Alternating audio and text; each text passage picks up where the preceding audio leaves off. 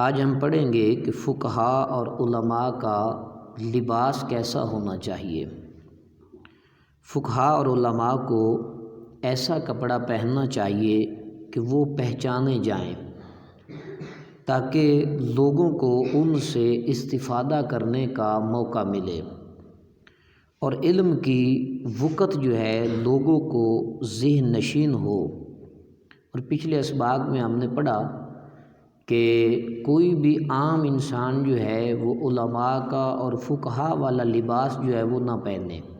اگر وہ عالم ہے، فقیہ ہے، تو پھر اسے علماء والا لباس پہننا چاہیے۔ عالم جو ہے اپنے لباس میں ہی خوبصورت لگتے ہیں اور لوگ جو ہیں ان کو جلد پہچان جاتے ہیں۔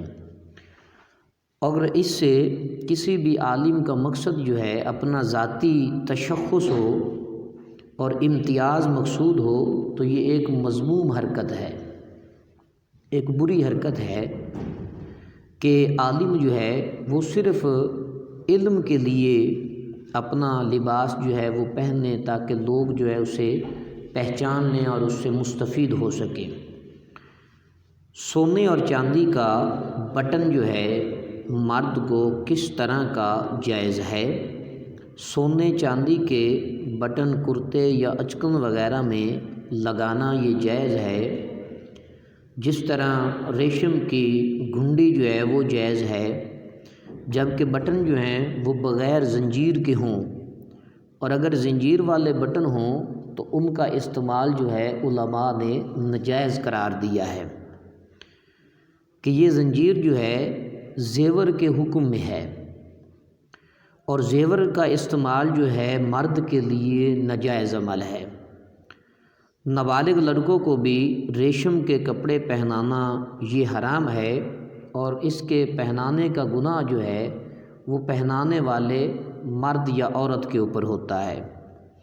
کون کون سے رنگ ایسے ہیں جو مردوں کے لیے پہنے جا سکتے ہیں اور عورتوں کے لیے بھی ان کے جواز کی صورتیں ہیں؟ کسم یا زعفران کا رنگا ہوا کپڑا۔ کسم میں نے پچھلے اسباق میں بتایا کہ یہ ایک پھول ہے کسم، اور اس سے گہرا سرخ رنگ جو ہے وہ نکلتا ہے، اور اس سے نبی علیہ الصلوۃ والسلام نے بنے ہوئے کپڑے پہننے کو منع فرمایا ہے۔ کسم یا زعفران کا رنگا ہوا کپڑا پہننا مرد کو منع ہے، کیونکہ نبی علیہ الصلوۃ والسلام نے منع فرمایا۔ گہرا رنگ ہو کر سرخ ہو جائے یا ہلکا ہو کہ زرد رہے، دونوں کا ایک حکم ہے۔ عورتوں کو یہ دونوں قسم کے رنگ جو ہیں وہ جائز ہیں۔ ان دونوں رنگوں کے سوا باقی ہر قسم کے رنگ، زرد، سرخ، دانی، بسنتی، چمچائی، نارنجی وغیرہ، یہ سب کے سب رنگ جو ہیں مردوں کے لیے پہننا بھی جائز ہے۔ اگرچہ بہتر یہ ہے کہ سرخ رنگ یا شوخ رنگ کے کپڑے مرد پہنے، خصوصاً جن رنگوں میں زنانہ پن ہو، مرد اس کو بالکل نہ پہنے۔ جن کپڑوں سے عورتوں کی مشابہت کا اظہار ہوتا ہو، ایسا کپڑا جو ہے مرد کے لیے پہننا جو ہے یہ جائز عمل نہیں ہے۔ اسی طرح، اور یہ ممانت جو ہے رنگ کی وجہ سے نہیں ہے، جتنے بھی کپڑوں میں ہم نے ممانت کا ذکر کیا یہ صرف رنگت کی وجہ سے نہیں ہے، بلکہ عورتوں سے تشبہ کی وجہ سے اس کو ممنوع قرار دیا گیا ہے۔ اور اگر کسی جگہ پر یہ علت نہ ہو کہ اس سے عورتوں کی مشابہت جو ہے وہ نہیں پائی جاتی، تو ایسی صورت میں مرد کے لیے بھی کپڑوں کے پہننے کا جواز بن جاتا ہے۔ بعض رنگ اس قسم کے ہیں کہ امامہ رنگا جا سکتا ہے، اور اگر کرتا پاجامہ اسی رنگ سے رنگا جائے یا چادر وغیرہ جو ہے رنگ کر اوڑھیں تو اس میں زنانہ پن ظاہر ہوتا ہے، تو باقی کپڑے جو ہیں وہ پہننے مکروہ ہوں گے، لیکن امامہ شریف جو ہے اس کو جائز کہا جائے گا۔ جس کے یہاں میت ہوئی اسے اظہار غم میں سیاہ کپڑے پہننا جو ہے یہ ناجائز عمل ہے۔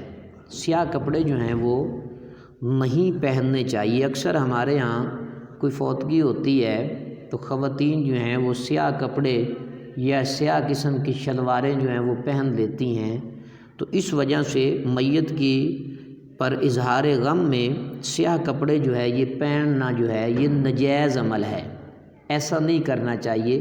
ہماری خواتین جو ہیں اگر ایسا عمل کرتی ہیں تو یہ لا علمیت کی بنیاد پر کرتی ہیں۔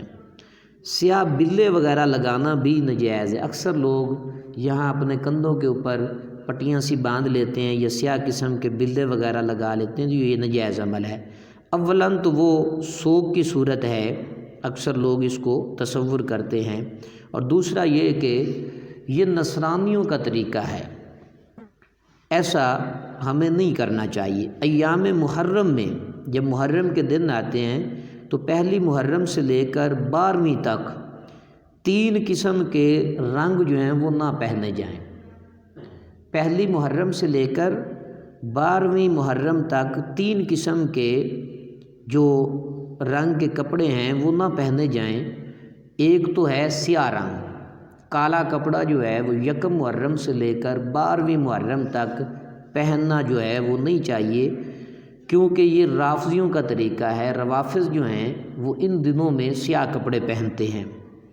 دوسرا رنگ ہے سبز، یہ مبتدئین یعنی جو بدعتی لوگ ہیں ان کا یہ طریقہ کار ہے، ان کو بھی نہ پہنا جائے۔ تعزیہ داروں کا یہ طریقہ ہے کہ وہ اس سبز لباس کو پہنتے ہیں، سبز کپڑے کو پہنتے ہیں، تو اس سے بچا جائے۔ اور سرخ رنگ یہ خارجیوں کا طریقہ ہے کہ وہ معاذ اللہ اظہار مسرت کے لیے اس سرخ کپڑے کو پہنتے ہیں۔ اس کو صاحب بہار شریعت نے بھی ذکر کیا ہے۔ اللہ تعالی ہمیں فقہی مسائل کو سمجھنے کا فہم عطا فرمائے۔ وآخر دعوانا الحمد للہ رب العالمین۔